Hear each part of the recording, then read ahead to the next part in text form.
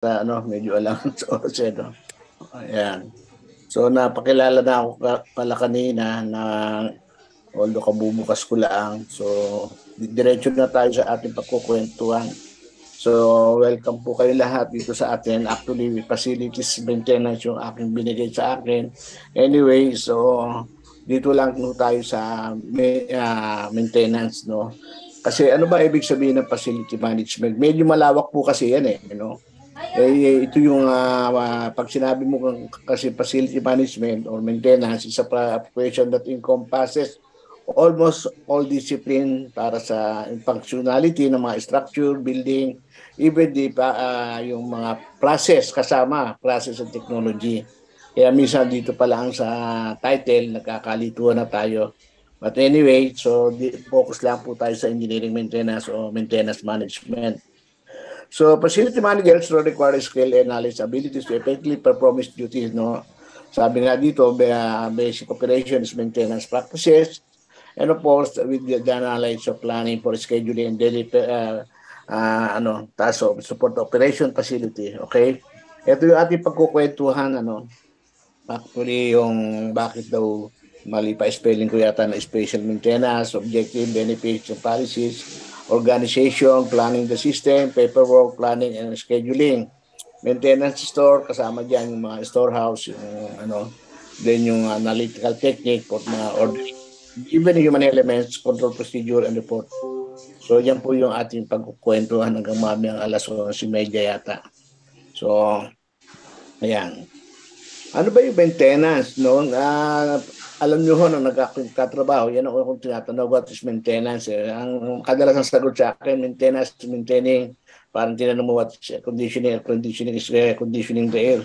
So dapat, by definition, alam na agad natin. Pag sinabi kasi natin maintenance, ito yung activities na ang keyword is keeping what? Plant, equipment, yan, and among others, in good condition. So, the basic definition, ibig sabihin, maintenance, keeping in good condition. So, yan pong definition ng maintenance na tinuro sa akin ni Merriam-Webster Dictionary. Okay? So, sabi nga, pag napunta ka sa maintenance, yan, mapamalaki, mapapaliit, napaka-unique po ang inyong trabaho at kailangan dito meron ka mga engineering knowledge and abilities and even the management know-how. At it requires track and tolerance at require patient persistence. In fact, require. Mamaya, ano ba require? Kasi dito, sa pag napunta ka sa maintenance, ang mga boss kadalasan dito, yung mga production manager, lahat, everything, pag may mga nasira, lahat sinisisi sa iyo, kulang na lang magsalita ka ng yung magandang salita, no? So napakahirap pag pumasok sa maintenance, kaya kinakailangan dito pasensya, pasensya. In fact, kailangan kang maging isang Superman, no? Yeah. Kasi pag nandiyan ka, dapat alam mo lahat Hindi lang basta yung makina mong hinahawakan. So ganyan. Ingat niya. Ano ba yung mga kasi nandito na tayo sa modern industry. Ano ngayon ang ginagawa natin dito? So definitely nandiyan sa maintenance ang ano natin dependent tayo sa process, cost of production, technical progress, and obsolescence. Mamaya ko pagkukwentuhan natin obsolescence and even the composite action. So halimbawa, nasa hotel ka, ano ba ang ating magiging dyan? Gusto natin mangyari. So, definitely, yung customer satisfaction. Pag nasa airline ka naman, reliability. Kung sa mining or any production o manufacturing firm, doon tayo sa tinatawag na transfer production. Sa paper mill, sa amin, nung nasa URC ako, yung tons ng BOPP, no? So, ganyan sinusukat. So, ano bang mga policies na dapat natin makuha dito sa dalawa, no? Meron tayong tinatawag na operational objective. Kasi pag gagawa ka ng maintenance program, naalala ko ng araw, nakausap ng boss ko, Monday gumawa ka nga maintenance schedule. Akala ko, Monday, Friday, Saturday, ganun. Yung pala, operation, ibig sabihin program. dito sa ating pagkukwentuhan para tututuhan natin paano pa tayo gagawa ng programa para sa maintenance. Anyway, so meron tayong tinatawag na operational objective. Marami ito, no? Mamili na lang kayo. Mamili na lang kung ano gusto niyo ditong gawin, no? So, ano ba gusto natin? To maintain equipment in acceptable condition o top operating condition to ensure maximum. And yung, for example, to maintain plant spotlessly clean and all time. So, nandiyan po. So, magkakaroon naman ho kayo ng kopya. So, bahala na ho kayong mamili kung ano yung objective. And the other one is the cost objective. Ano? Meron tayong cost objective na dapat na nilalagay sa maintenance. Ano ba gusto natin? Maximize profit, hanggang doon lang tayo sa budget o sa investment or discretion na maintenance executive yan. So, yan, dalawa, operational objective and cost objective. Dapat yan, alam natin saan tayo pupunta. At ano ba ina-expect natin maintenance, no? Apat yan, meron tayo, of course, meron tayo tinatawag na financial benefit, no?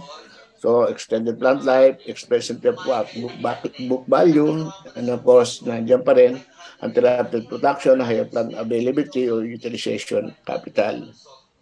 Sandali lang po. Check ang diabetes, check ang blood pressure, ano ang tips ng kidney failure na dadali na sa emergency room? Hindi na humingi.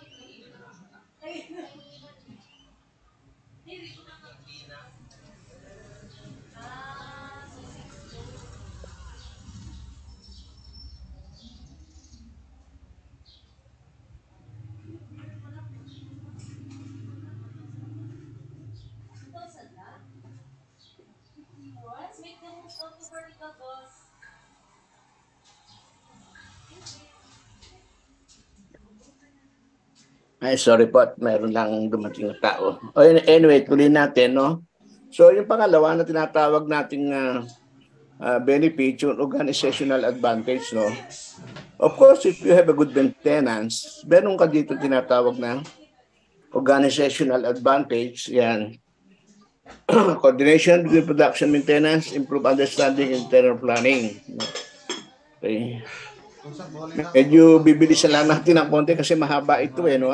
Focus na lang tayo sa mga importante. And we have also, of course, the technical advantage if you have good maintenance. Improve equipment stability, build up technical data, improve maintenance schedule, improve blood condition.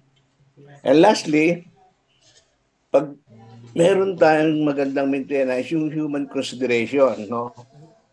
Yan. Less friction, better relationship. And ito pala yung huli, customer relation.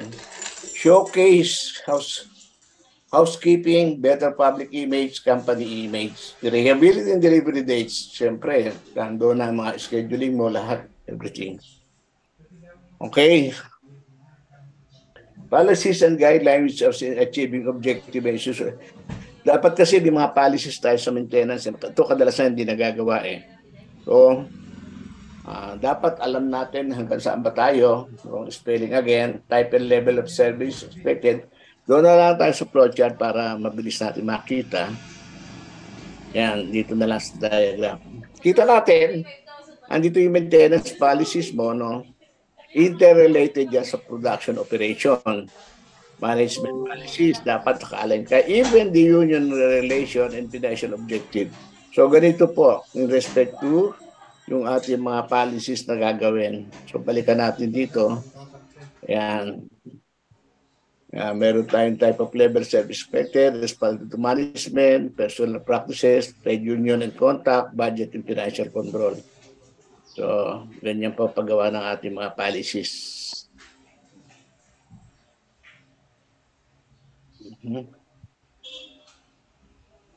Napatakbo kasi ako, medyo matino kasi yung tao The following must be clearly defined and understood.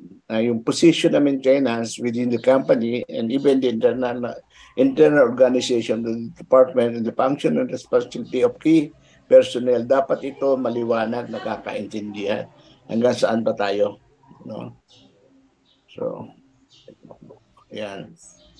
Yung maintenance organization only just a sample. Bahala na ho kayo kung paano nyo gagawin yung organization, no? So, ngayon yung maintenance manager, meron tayo dito to, mamaya pag-uusapan natin itong plan maintenance, routine maintenance, repair maintenance, utilities and facilities. Diyan, nakahiwala yan no? Yung facilities, so ganyan. Ano-ano ba ating mga ginagawa sa maintenance work? Ayan, what are the function of maintenance department? And what do we expect for maintenance? Sabi natin, pag pinagsama-sama mo itong mga training maintenance staff, training production operator, testing of part for suitability, ano pa, planning and servicing schedule, ano pa, yan. Even protective painting, no? Kasama yan sa maintenance. Pati yung mga spare parts mo, lahat, kasali yan. Ito yung ating ginagalawan sa maintenance. Yan. Ano pa? Ano mga function, yan. Sabi nga natin dito, pag pinagsama-sama mo yan, meron kang management know-how and management duties, a type of service required by the plan, yan yung ating tinatawag na ginagalawan o function. Eh ano naman ina-expect natin? Ano ina-expect natin? What do we expect of maintenance? Of course, definitely, kung sino ang nag-expect, yun ang ating titingnan. Expect maintenance depends on who does the expecting. Management ba? Production manager ba? Sino ba? O external ba? O internal? So, medyo malawak yung expectation. Kaya sabi natin dito, expect of maintenance depends on who does the expecting. And planning the system of maintenance, yan. Sabi nga natin dito, yung poorly organized maintenance department are hard to find. O, kita mo, pag tumuturo na yung mga piping, yung mga water pump mo, yung mga shield, nandiyan, tumatagas. Ang daling makita, no? Yung piping mo, may steam naglilik. So lahat, may mga langis. Ang dali natin makita kung masama ang maintenance. Ito nga, sabi natin ito, huwag na yan. Sa inyo na lang ito mamaya, no? Here are some opinion taken from Ridge Collection for years. Ang sabi nila, masinaman yung aking makina, kunting ano lang, papalitan naman yan. The equipment is brand new and highly automatic. We have no trouble for many years. Our operational instructions take good care of their machine. Sabi nila, we rely on outside contractor, our foreman, or everything. So ito yung mga kasabihan na sinasabi sa maintenance. And sabi din dito, yan. Dito, mag-focus tayo ng story natin tinatawag na loop of systematic action. Dito talaga, dito ang gagawin natin, ito nga yung paano tayo gagawa ng maintenance program. Under the loop of systematic action will tell us the best way to develop maintenance service, will help us to establish what is to be done and why, how the work is to be done and when, and the job who is to do it. You know? So, eto na. Itong slide dito, pag meron ho kayo nito, okay na ang maintenance. Pwede na ho tayong mag-ayawan. Bakit? Kasi paggawa mo na maintenance program, siyempre, kukunin mo lahat siya, no? Yung mga equipment mo, magkakawa ka ng list of equipment, o ano. Tapos yung sinabi natin kanina, mga policies, utilization, and even the objective nandyan. And of course, yung mga ating objective, budget and operational objective. So pag sasama-samahin mo yan, tapos handito ka, dapat meron kang management technique, clerical procedure, technological practices, personnel management, financial operation control, kaya dapat superman ka. Ito ngayon yung loop na tinatawag natin. Pag pinagsama-sama mo na yan, yan na. Ito na yung maintenance loop na tinatawag natin. So gagawa ngayon tayo, analysis of need, implementation, planning, scheduling, control, and reporting. Ayun yung loop. Sabi nga natin, maintenance, keeping in good condition. So ito yung ginagawa natin loop. Nagkaroon ng breakdown, no? Nagkaroon ng breakdown, nasira. Anong gagawin natin? So, hindi na maintenance yan. Probably we have to consider the design improvement, change of schedule, service schedule. Medyo ito, medyo mahirap pag nasira ito. Normally, 40 years po ako sa operation and maintenance. Halos lahat na pasok ko eh. At ewan ko, pinuwento kanina, galing ako sa hotel, manufacturing firm, lahat, everything. So last engagement natin is sa URC. So, ang importante ho, pag kayo nasa maintenance o engineering maintenance, sabi mo na engineering manager, napaka-importante nung tinatawag natin daily morning meeting. Especially kung 24/7 ang takbo ng planta, umaga ho yan, huwag niyong kaliligtaan ang meeting. Ang meeting, hindi ho nakaupo every morning, mga 5 to 10 minutes, lahat nakatayo. Kasi po, pag naupo, baka hihingi pa ng merienda. 5 to 10 minutes, tingnan lang logbook kung ano nangyari. Kung wala nangyari, okay na, ayawan na. Pero pag may breakdown, dito ngayon tayo magpo-focus. Ano nasira? Tinitingnan ko, ako sa operation, ngayon, dito ngayon tayo magano. Tapos i-schedule natin thoroughly, i-analyze natin ba't nagkaroon ng breakdown. Kasi nga, hindi na nasunod ito eh. Dapat kasi dito keeping in good condition eh. So sabi ko nga, medyo tricky ito. Tapos kasi every morning, ating production meeting, dapat handa ka kung ano isasagot mo. Dito minsan, lalo sa yung service schedule na sa atin yan eh. Design improvement, nasa sa inyo na rin ho yan kung kinakailangan. Ang problema, pag yung binago mo na yung process at meron ng problema, doon nagkakaroon ng medyo madugong kwentuhan. At marami na rin tayo nadinig nung ako nagtatrabaho na head withdrawal, ganyan, huwag mong pakialaman yung process, diyan ka lang sa makina. So, gano'n ang nangyayari. To give you an example, yung kunyari, yung temperature control, sinabing ganito, sobra-sobra naman yung setting, gano'n. O kaya yung mixer, dapat 3/4 full ang nung lisensya, matanda na, matagal na. Kaya dapat, baguhin mo na, instead of 3/4 full, kalahati na lang inaano. Pero ang ginagawa naman, lalo sa gabi, para magagawa sila ng batch, dinadamihan agad, saka para mabilis yung kanilang pahinga. So, ito yung mga bagay na dapat iniimbestiga. Kaya, during that time, tinitingnan ko hindi lang yung makina, tinitingnan ko paano ba sila nag-operate. Can you imagine, ang design ng yung mixer is only 3/4 full. Pupunuin niya ng gusto-gusto. Di siyempre, masisira lahat yung mga gearbox mo, lahat na yan. Pati yung mga bearing. So, mahirap kasi galing ho ako sa plastic industry, talagang maraming rolling mill doon, talagang tinitimpla yung resin, magiging malapot para maging linoleum o maging yung ginagawang tolda. Yan.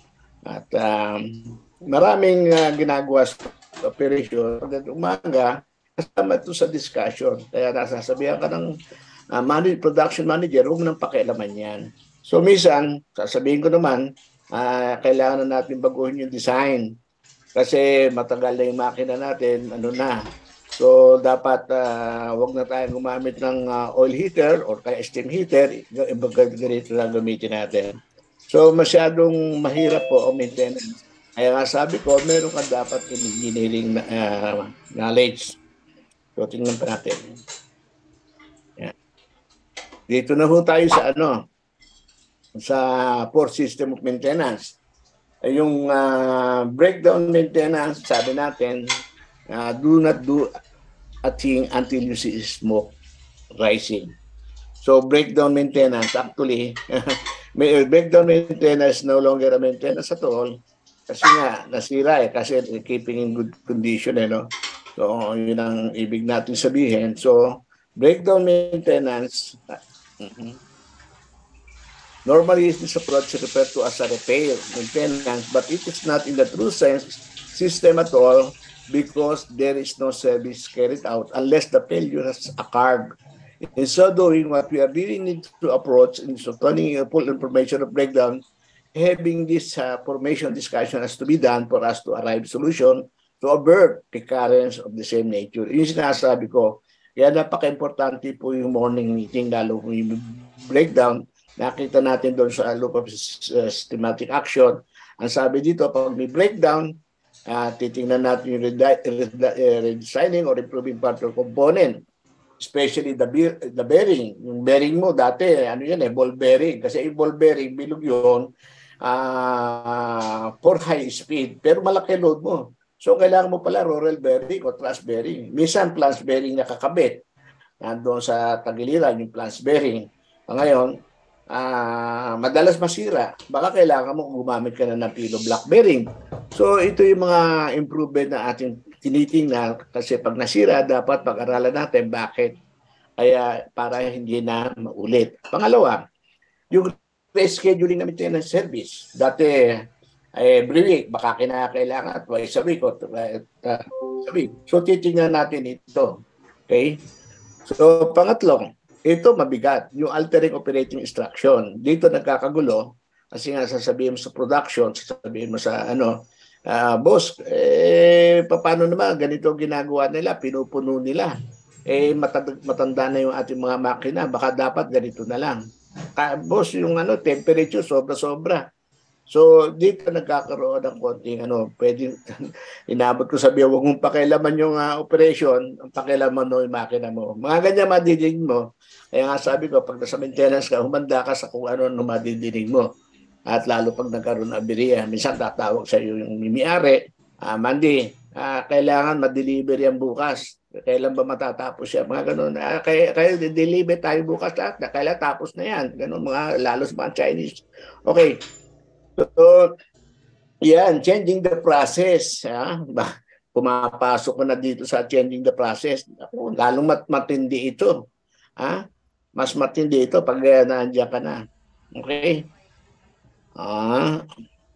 Ito, kaya-kaya natin yan. Retraining, orientation of personnel. Yan.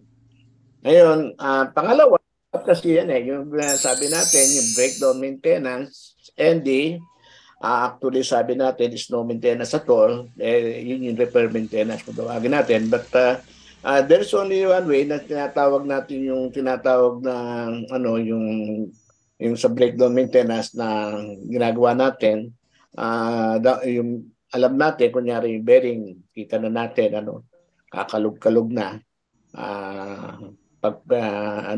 Niraran to death natin kasi nga kung ititigil mo yung operation, sure maybe probably 1 hour or 2 hours para mag-start up. Tapos ganun din ang gagawin mo. Kaya meron tayong ginagawa minsan na run to death na pinatatakbo pero iiwasan natin yung mga journal o yung shafting na masira hanggang doon lang sa bearing. So meron tayong mga tinatawag na gano'n na run to death. So dito naman sa routine maintenance, simple service in a regular way as much as we can. So yung ating pangalawa na yung tinatawag nating routine maintenance. So ano ba ito? Routine, sabi natin, there are 2 levels, the first and second level. Yung under the first level, there is no tools or equipment needed. Only 5 senses is necessary. Yung ating first level. Mamaya magpapakita tayo ng mga template how to do it, no? Yung ating natawag na sa first level maintenance. 5 senses, ano yun? Feeling, hearing, smelling, seeing, and ano pa? Yun. Feeling, spelling, hearing, seeing, tasting. Pwede pala yun, Actually, tinitirbi ako nga yan. Baka yung ba nakapanood sa akin yung tasting, Yung feeling, madali naman yan, Kahit sa electrical, ipuhipuin mo lang yung breaker pag nag-iinit, meaning to say, may problema na. Smelling, minsan, aamoy natin yan. Yung hearing, sa mga mechanical, nadidinig natin, lalaglagan. At minsan, nakikita natin. Ang tanong, tinitinibla ko yung tasting. Pwede ba yung sa first level yung tasting? Actually, pwede rin yan. Pwede yan. At good example, din ako magtitrivia doon sa ating mga automotive, mga auto, sasakyan, di gasolina, yung ating lubrication, yung langis, kunin nyo konting langis na dilaan nyo ng konting-konti. Pag nag-glass ang gasolina yan, ibig sabihin meron ng passing o may blow by na yan. So lumulusot na yung combustion mo doon sa ating mga piston ring. So yung ating piston ring, lumulusod na yung combustion, kaya naglalasang gasolina na yung langis. Kasi ang langis natin is stressless. Especially in your generator, makikita mo yan no? Makikita mo yan kung talagang yung mga liner niyan maninipis na, yung mga piston niyan, ay yung mga oil seal or oil ring, yung mga ring, medyo malala na yung yung amoy ng diesel mo sa gasolina sa iyong tawag dito sa lubrication oil mo. So it's meaning to say that 5 senses is possible. No? Pangatlo, ito yung pangalawa, yung second level maintenance. Yan. Yung second level maintenance natin, nandito na yung mga lubrication daily, weekly, monthly, and yearly. In fact, ang sabi nga nila dito, preventive maintenance. Ang routine maintenance na is not a preventive maintenance. Mamaya paliwanag natin what is preventive maintenance. Everybody is saying preventive maintenance. Doon pa lang, misnomer na tayo sa papangat pa lang Hindi na nakakaintindihan. Preventive maintenance lahat ng tawag. Actually, lubrication daily, weekly and monthly and yearly basis, only routine lang yan, no? Even the changing, cleaning of filter, specified time, lahat yan, servicing every quarterly, example. Simply routine, ang sabi dito, simply routine is a may procedure being followed, check documented procedure known to as checklist. Minsan galing sa manufacturer, so routine lang yan. And the third one is ang tawag natin yung plant maintenance, or meron pala tayong sample, mag-IS doon sa ating first level. Napakaganda po nitong first level maintenance kasi dito marami ka mahuhuli kung nagtatrabaho hindi. This is only an example, andyan. May legend tayo, 3 normal, not applicable, repair, no abnormalities. Ngayon, sabi ko nga, every morning meron tayong meeting. Yung per shift, everything normal kasi umiikot na siya sa planta, everything is normal. Noong second shift, siguro 2 to 10, talagang hindi pa yung natutulog, bagong dating hapon, kung graveyard parang ganon, nakita niya merong isang makina na meron for repair na kailangan tingnan o probably urgent repair. Noong pagdating ng third shift, yung 10 to 6, siguro natulog. Yung kanyang ginawang routine naman, everything is normal. Paano nangyari yun?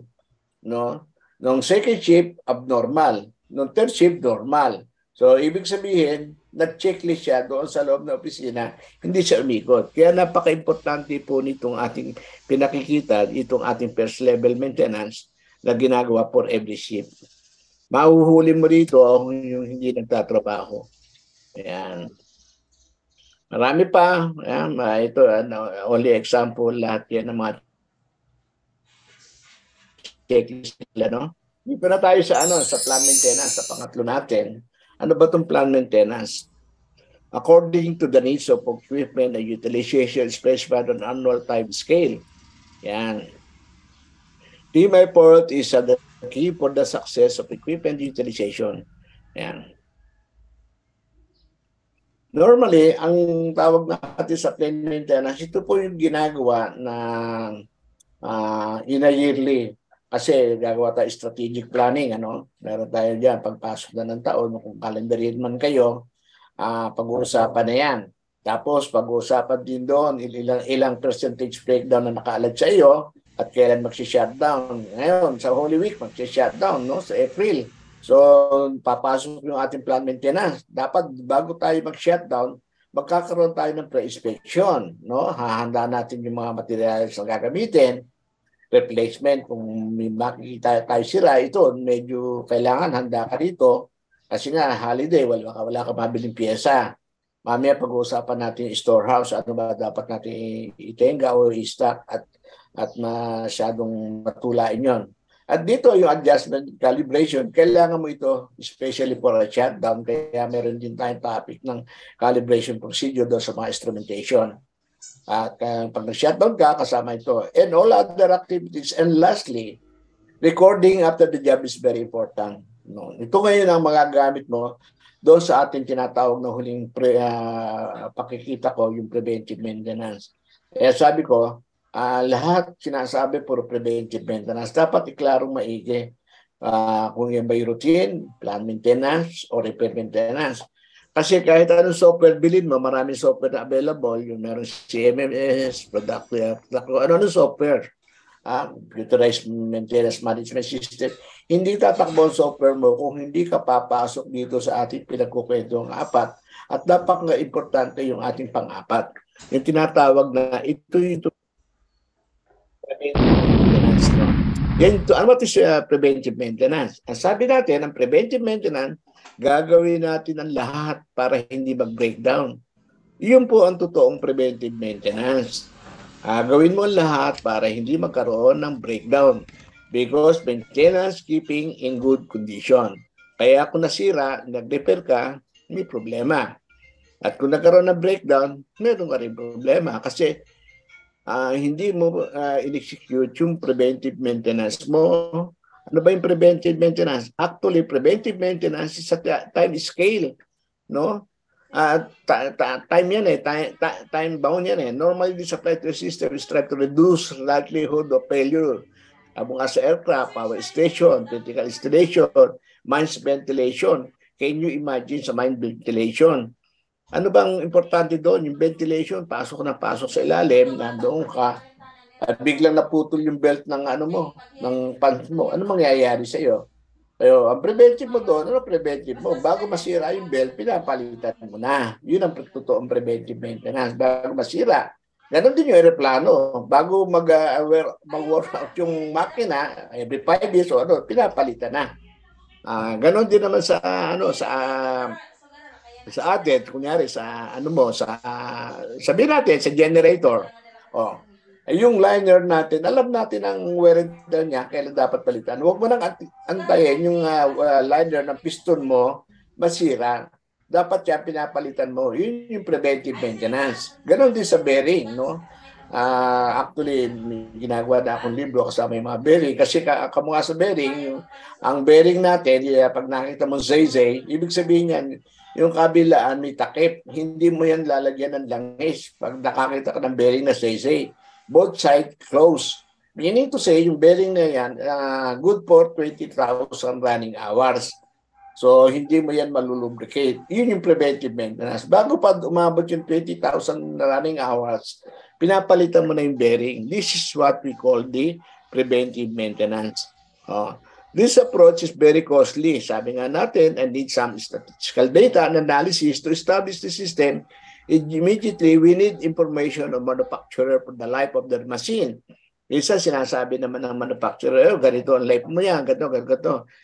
Kaya nga sabi ko, yung una nating ipinilisan na yung routine, saka yung plan schedule, nandoon Doon ka makakapag-generate ngayon ng tinatawag nating statistical data.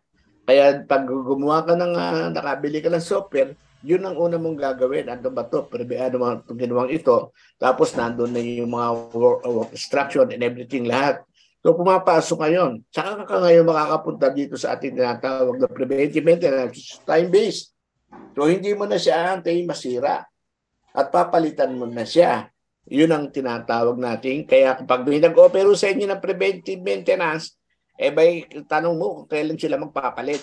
Hindi sila maglalangis. No? So iba ho yun. Maaring ang gusto niya lang is routine. O kaya plan maintenance, lalo dito holidays, mahal na araw, magpapasko, ganon. Yun yung mga plan maintenance na tinatawag natin na dapat na pinaghahandaan natin. Okay? So under the preventive maintenance, sabi nga natin dito, to achieve prevention of breakdown, plan services carried out with the explicit additional objective of detecting weak points and ensuring perfect functioning by replacing parts which could still be used where it need for the assurance that we are required.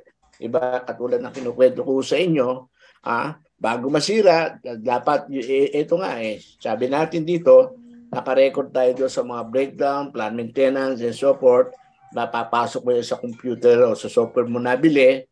Kaya ngayon, makikita mo doon sa software mo, dapat tumatakbo yan. Bibigyan ka ng alarm na hope, malapit na yan masira, parang ganon. So, Yun ang ibig sabihin natin dito. So in so doing, ano ngayon ang problema ang mangyayari? Pag pinalitan mo yan, sabi nga natin, as good as new, of course, and high degree of reliability. But ang sabi natin, naturally, the cost of running this system is high and it is therefore be applied only in what? In cases of what? Absolute necessity. No? So ganun po ang preventive maintenance natin. Yung absolute necessity, ano absolute necessity? Kamukha yung mga aircraft engine, di ba? Yung katulad ng binigay ko example, yung mga belt sa mining, ano pa, marami, no? Yung sa Kaap, I don't know ano nangyari doon eh. Di ba? Although, alam naman natin ang kwento na huwag na kwento because I was interviewed yung nangyari sa Kaap ng PTB4, DCRH, ABS-CBN, even RMN. 4 na malaki radio station po, tinanong ako doon. Bandang huli, ayoko na magbigay ng comment. So, probably alam niya ang kwento. In fact, si Grace po sumunod sa akin eh. Hinihingan ako ng komentaryo tungkol sa nangyari sa Kaap. So, nagbigay lang ako ng konting komentaryo at yung chronological event at sinabi ko rin ang dapat gawin. I don't know, kung sinama nila sa committee report. So, ganon. Yan. So, ito yung ginagawa natin sa tinatawag natin plan maintenance. Kaya nga, sabi ko, bago pa dumating yung plan maintenance natin, meron na tayo ditong naka-schedule. Yan. Meron na tayo mga milestone. Ilang oras, anong araw gagawin. At para alam mo na, pagdating mag-startup, hindi ka patapos, nako, masasabon tayo dyan. Kaya dapat stricto tayo dito sa ating mga milestone. Paggawa mo ng gunshot na ganito, dapat masunod dyan. Kaya oras-oras yan at may taong naka-assign at sinong gagawa, nandyan. Kunya sa chiller, kailan mo gagawin yan. So, nandyan lahat. This is very important during yung minsan shutdown ka na shutdown eh. Ang ginagawa mo lalo sa electrical, tatawag ka lang contractor, pat-testing mo yung transformer mo, patignan mo yung first private wall mo, yung switchgear mo, minsan hindi na natitingnan. Tapos pag naghipit ng switchgear, hindi na gumagamit ng torque wrench para makita kung tama yung hipit ng mga tornilyo. These are the things. Anyway, meron naman tayong mga ano dyan, yung bandang huli, may konting kwento. So, ito na ang steps sa pag-preparation of maintenance program. Hindi yung maintenance schedule katulad ng boss ko. Siya nagbigay sa akin ng tawag dito, inspirasyon para makagawa nito. In fact, pag-graduate mo sa school, wala kang may mabibiling maintenance handbook eh. Even ngayon, wala kang makikita mabibili basta-basta maintenance handbook na maiiksi na madaling makita kasi ito yung sariling gawa ko, no? At yung iba naman galing lang doon sa mga librong napulot, but the system na nakikita niyo, yung core system, sa akin po nang galing yon, no? Meron po tayong proprietary doon na ginawa natin yung core system of maintenance na yun, tawagin ko. So, ito na yung mga step na preparation maintenance program. Yung tatrabaho ko, meron akong mga libro na maintenance malalaki, 2 inches ang kapal, pero imported eh. Wala kang mabibili halos na maintenance handbook dito sa atin eh. Kaya naisipan ko itong presentation na ito maging isang libro na, no, na doon at halos tapos ko na. Pati sa tawag dito doon sa mga sa bearing, napakarami po. Yung mga clearances, type of bearing and everything na doon na. Kinonsolidate ko na lahat kasi ang application ng bearing hindi basta-basta eh. Na bearing papalitan mo ganito, no? Ang dami niyan eh. May thrust bearing, may ball bearing, may double Laurent bearing, may plus bearing, may pillow block bearing. So doon makikita mo yung even the clearances. Kung ginagamit mo to sa maiinit, ano ba kailangan clearance ng bearing mo kasi mamamagayan.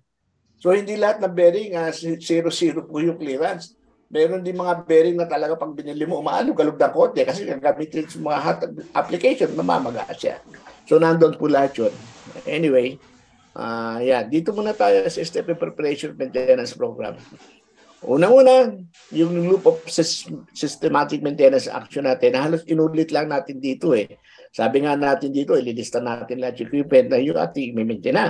Pangalawa, paprovide tayo ng checklist, no? Yung first level. Napaka-importante po niyan. Diyan natin mahuhuli kung nagtatrabaho sila o hindi. Pangatlo, yan, yung service schedule. Ha? Yung pinag-usapan natin, yung second level, kasama na ho dyan. Ay yung paglalangis-langis, so nandiyan yung ating tinatawag na routine maintenance. Gagawa tayo niyan. Pang-apat, yung plant maintenance schedule for 1 year ang gagawin natin na pinag-uusapan during the planning. At ang pang-lima, yung preventive maintenance, no?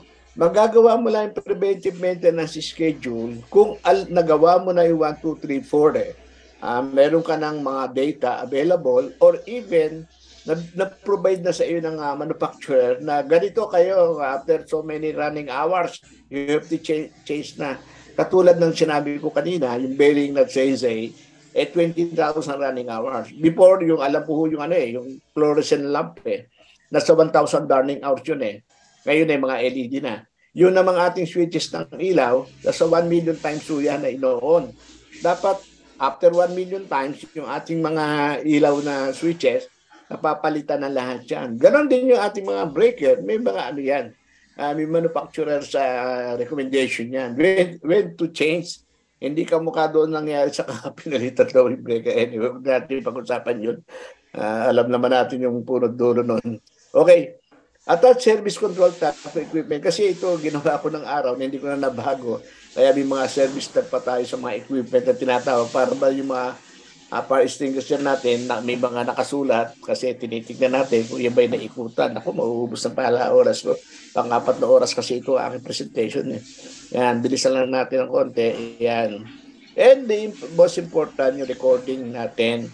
Ngayon, because of technology, may mga computer-based na tayo, software available, hindi na natin kailangan yung pang-8 kasi nga ito yung panahon pa ni Kopong-Kopo. Makikita nyo, yan. Ayan, bilisan natin kasi abot na tayo ng oras. Paperworks, ayan, collate. Kailangan ng paperwork. Ayan. Dito, form, kailangan. Ang sabi natin dito, there is no right or wrong form. Ano pa sabi natin? Form decided function for the needs of application. But of course, simple rule is what? Simpler, the better. Huwag kayong gagawa ng form na masyadong burlolo, napakarami. Simplify nyo lang. I'll give you example. Mamaya sa bandang huli, bibilisan ko na lang kasi kukunti na oras natin. Meron ako isang ginawang form. Ngayon, yung form na yun, kada makakatapos yung mga technician natin, lahat, pina-acknowledge sa production. Ayaw pirma kasi nakalagay approved by, accepted by, lahat, everything. Ang nilagay ko, Concord by, Concord. Biglang pumirma. Siguro hindi niya naiintindihan yung meaning ng Concord. Then, later on, lahat na, nasuplod na. Lahat na pumipirma. Ganon. So, ibig sabihin natin, simpler the better, no? Huwag na planning, scheduling, medyo aabutan tayo ng oras, sayang, no? Yan yung sinasabi ko pa ng Kopong-Kopong na kami ng araw yan. Alam nyo, 73 graduate ako. Since then, nasa maintenance na ako, almost more than 40 years for maintenance. So, napasok ko lahat, hotel, lahat. Kaya hindi na tayo pwede paglako pagdating sa maintenance. Yan. Ito yung tinatawag natin inspection tax. Pero nowadays, wala na yan. Ngayon, doon sa ating storehouse, marami yung problema ang storehouse natin. Meron tayong tinatawag organizational problem, staffing, authority to sino ba magre-receive? Sino stock? Saan ba magre-report? No? Especially for a Chinese company ng mga pinanggalingan ko, problema ho yan. Minsan, ayaw pa handle sa engineering, sa maintenance kasi ikaw na order, ikaw pa gawa. Baka ikaw order na lang dyan. Ganun. But anyway, sa matter of trust, mga pagkakatiwala ka, ako lahat na nasa akin lahat storehouse. Pati yung mga nagpa-purchase na halos nasa akin lahat. So, sa matter, yung trust kasi ng owner sa iyo, kaya binibigay siya. Pero nung dumating ako, wala sa akin. Nung dumating ako, binigay na sa akin, pati yung storehouse. So, nandiyan yung mga procedural problem, issue, receiving, procedure, stock control, reordering point, ito, physical facilities. Ito napaka-importante sa lahat sa storehouse. Yung lighting. humidity control, pest control. Iba, nilalagyan lang basta ng ng aircon mali ho yun. Especially kung may mga printed board ka ron. Ang taas ng humidity mo, may moisture, baka paglagay mo ng printed board mo, sumabog na agad yan kasi may mga moisture. No? Ito, pati yung safety and security, nawawala yung gamit, walang nagwi-withdraw. At I give you example, you will not mention the name of the company. I was invited by the company yung storehouse. Sir, bakit nawawalan kami? Then next picture ko, sa gabi pala dumadaan doon sa bubong, binubutas. Doon kinukuha yung mga materialis. Ninanakawan. Okay? So, napaka-importante po niyan, yung physical facilities. Okay? Ito, item stock. Ito rin, sa madugo rin yan. At in fact, napakaganda nung umalis ako sa URC na 2007. I don't know kung na-standardize na lahat. Hindi lahat ino-order Kasi baka meron doon sa branch na yun, sa ganong branch, lahat na ganon.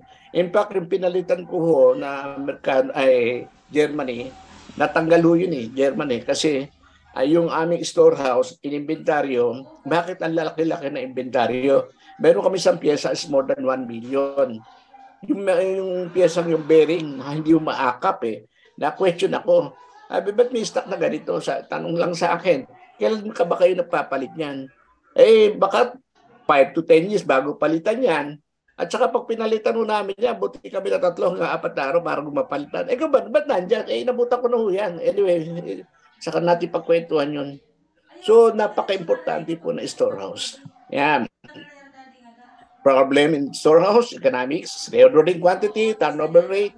Yung mga bearing ko, lalo ko na sa Kamanila kayo, halos hindi na ini-stock yan sa tindahan ng bisikleta, nakakabili ka ng bearing Bakit ka mag-i-stock ng mga bearing, no? So, tingnan nyo, dapat i-stock, no? Saka dito, make or buy decision. Ang dami nyo dapat malaman. Even the obsolescence, mamaya pag-usapan natin yung obsolescence, kailan ba tayo magpapalit na obsolete na yan? Ayan, stock control, rule of thumb, determining the ordering point, classified into fast, medium, and slow-moving item, fixed interval, blah, blah. Kaya. Pero meron din tayo tinatawag na analytical method. Medyo madugo na ito, kailangan mahabang pag-aaral. Ito analytical na ito, isang libro na ho ito. Kumbaga sa meron ka na dito tinatawag na statistical analysis. So, yung risk of obsolescence, mamaya uli yan. Stock control, an approach to replacement procedure, sino-sino ba yan? Production, the user of the equipment. Pangalawa, management, provide the money. Ikaw yung pangatlo, no? Maintenance, ikaw yung advisor Si production naman, siya magsasabi kasi siya gumagamit. Si management naman, siya magbibigay ng pera. Pero ikaw yung advisor. Ngayon, paano ka magiging advisor? An approach to replacement procedure, a good maintenance system will enable maintenance manager to fulfill the role of exceptionally while providing relevant data of service. No? Ikaw yung advisor. Ngayon kung masama performance mo, ay hindi ka kukuring advisor, hindi maniniwala sa iyo yan. Ito ngayon yung kailan magpapalit, wear and tear, accuracy, low degree, paubos na oras natin, increased safety hazard, yan. Madalas sinasabi, wear and tear. Pag sinabi mo wear and tear at hindi ka magaling, hindi ka paniniwala na agad. No? Excessive power consumption, ito yung mga justification. Human element, huwag na natin, medyo bilisan natin ng konti. Anyway, you can ask me a copy of this. Gusto ko na sa oras tayo, good maintenance worker. Ayan. Ang dami, no? Ang dami kayo makukuha dito. Ito yung sinasabi ko sa inyo, as simple as that. No? Prepared by, concurred by. Drawing mo na lang kung anong gusto mo i-drawing yan. Ito yung mga turnover report matapos gumawa. Kaya sabi natin, ang form is a function simpler, the better. No? Yan. Siyempre, gine-gauge mo rin yung maintenance. Yan, yung mga papakan mo, i-gauge yan. Okay? Ang bilis ko yata, kasi alas 11:30 na. Ngayon, bago natin tapusin, bibigay ko lang yung mga pinag-uusapang mga maintenance nito. Tapos na ho tayo. Ito yung maintenance practice under RCM, yung Reliability Center Maintenance. Kasi under RCM, meron yung reactive, preventive, predictive. Yung predictive maintenance, medyo magastos po yan eh. Kasi bibili ka ng mga gadget dyan. Let's say for example, bibili ka ng gadget, ilalagay mo sa motor. So, napapunta sa computer mo, nakikita niya yung mga vibration niya, yung vibration, lahat na doon, namamonitor. So, ito po yung mga predictive maintenance na tinatawag. Kailangan mo rito yung mga gadget na ikakabit mo sa makina. So, under the RCM, you have the proactive or reliability-based. Normally, ginagamit ito. As a good example dito po, pag sinabi natin RCM, sa mga power plant kasi kailangan dito walang breakdown eh. So, it's another practice, another maintenance practice na pwede natin pag-usap later on under the RCM. A simple example, meron kang dalawang pump di ba? Dalawang pump, yung isang pump mo, takbo yung isa, tapos takbo yung pangalawa, nag-alternate sila.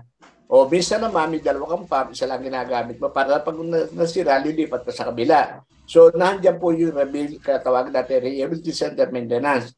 Pero minsan, doon sa aircraft, hindi mo magagawa dalawang aeroplanong lumilipat para pag nasira, lilipat yung pasero. Hindi, that's not possible, di ba? So, meron tayo ngayong mga ibang pag-uusapan paano ba papasok ng RCM sa mga aircraft and so forth, sa mga lahat. So with that, nasa oras na po tayo, ayok tayo sa bobrat, may susunod sa atin. Ako magpapaalam na, may nalaw ko sa akin ang kopya nito. At ito nga yung aking ginagawang handbook, dahil yung section 1, under the section 1, organization, pinag-usapan natin yung section 4, maintenance of plant facilities, yung roofing, flooring, protective coating, masonry, brakes, elevator, special lift. No? The section 5, yung sanitation, housekeeping, industrial housekeeping, plant sanitation, especially doon sa mga oil mill, no? Napaka-importante po ng plant sanitation, especially doon sa mga sa mga bottling company. Ayan. So sa section 6 naman, ito napakaganda na sa ating mga mechanical equipment. Binanggit ko mga bearing, coupling, chain, crane, belt, gearboxes, no? Kasama na yung mga gearboxes ngayon, napaka-importante mga gearboxes natin, even the type of oil na gagamitin mo, saka yung mga hydraulic natin, pump. At yung pang-walo natin, maintenance service equipment, air conditioning, kailan ba, compressor valve, etc. Even the catwalk, dapat meron yan eh. Baka pag-akat mo doon, titignan mo yung ventilation mo, wala ka maintenance doon sa catwalk, mahulog ka na lang. Yung scaffolding mo rin, ganun din. And lastly, yung number 9, yung lubrication, at saka yung section 10, yung madali naman yung section 10 kasi yan naman ang forte ko, dyan tayo nang galing sa instrumentation. Kaya nandun matudo, no? Yung lubrication, pakikita natin mga type of lubricant. And section 11, kasama na yung ating mga ginagamit sa mga makina, yung mga arc welding, gas welding, and even yung arc welding, yung electric welding. And yung sa section 12 naman natin, nakasama yung mga chemical corrosion control and cleaning. Yan. Sana sa madaling panahon, magkaroon ho kayo ng kopya nito.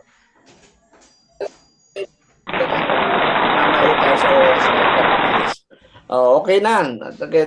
Again, magandang hapon na ba? Tanghali pa. Ayun, thank you so much. Binilisan natin kasi ayokong sumubra sa oras eh. Sir Armando, may question lang dito. I think isa lang sila, dalawa. Una is, ang tanong po is, any guide or standard on how to calculate optimum amount of maintenance for cost-effective maintenance considering reliability of equipment? Andun, yung huli ko, meron yung huli kong slide. Teka, na-share ko ulit ha. Actually, not guide. May lahat yan nakukompute, no? Teka, paano? Share ko ulit ha. Pakikita ko lang sa dali yung... Kasi napabilis tayo, no? Teka. This is from Sir Roberto Ocampo po, sir. Teka, sandali. Ay, Bobby, kumusta ka na, Bobby? Malapit na tayo magkwentuhan. Marami kong ikukwento sa iyo. Sandali, Bobby, ha? Nasaan na baga? Teka. Balikan natin yung aking presentation. Yan. Para masagot natin si Bobby, yung aking kaibigan. Viva Mapua. Yan. Yan. Bobby, ito yung kasagutan sa tanong mo eh. No? Yung measurement, ano? Maintenance, operational maintenance, work order, power in terms of what yan. Tapos assessment of service, nandiyan yan. So may mga ano yan, may mga formula lahat yan. Ayan. Kunyari, crop utilization, total crop outs clock, work order turnover, number of jobs completed, total number of jobs handled. So ito yung ano mo, completion delay, job work of delay divided by the number of job handled. Cost of maintenance hour, total maintenance cost divided by total direct maintenance hour applied.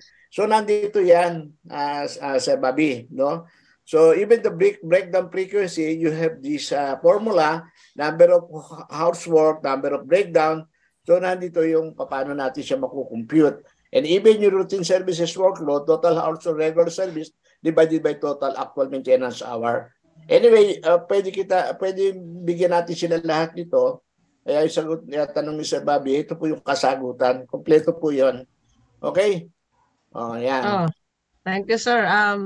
Siguro sir, wala nang question dito, sir. It's more on the inquiries about interested po sila sa realization of the complete book, sir. So just like me, I am in the academy. So I'm so interested, sir, if you can provide us or the IIA Cebu chapter the complementary copy of your books. Yeah, of course. No problem. Ipagkakapirate ko pa lang. Okay po, sir. Then meron din tong interested po sa bearing, sir. Bearing, sir. Interested po sila sa siguro mga preventive maintenance siguro steps or procedure. Tsaka yung mga type ng lubricant na dapat mong gamitin kasi hindi lahat ng grasa langis itong bearing mo, ito gagamitin mo. Iba-iba yon, ha? Kung thrust bearing ka, ball bearing ka, o double or bearing, plus bearing, pero black, ang dami klase ng bearing, no? Yeah, kaya kasi sinabi ko kanina, sir. Hindi ka all, sir. Hindi lang kasali dito yung soil bearing test, saka yung bearing mo ng lote. I think wala na pong mga tanong, sir. So we will award. Very comprehensive. Imagine 40 years to the